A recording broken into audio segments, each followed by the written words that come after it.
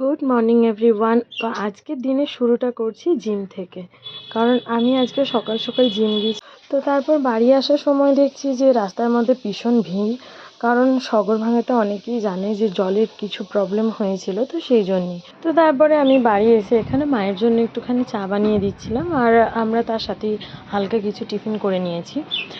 তো যাই হোক, এখানে মোটামুটি টিফিন কমপ্লিট করে দেন লাকিকে তারপর আমি চিকেন আর ভাত খাওয়াচ্ছিলাম। তো ও খাওয়ার সময় ভীষণ বদমাইশি করে, কারণ ও যখন মন হবে অল্প অল্প চিকেনগুলো খাবে, দেন তারপর ভাতটাও খাবে না, ফেলে রাখবে। এরকম চলতে চলতে তারপর আজকে ওয়েদারটা ভীষণ গরম, সেই জন্য আরও বদমাইশি করে।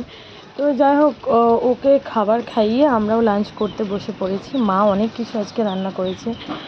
তো লাঞ্চ করে আমরা একটু রেস্ট নিয়েছিলাম, কিন্তু যা গরম, একদম বাড়িতে টেকা যাচ্ছিল না।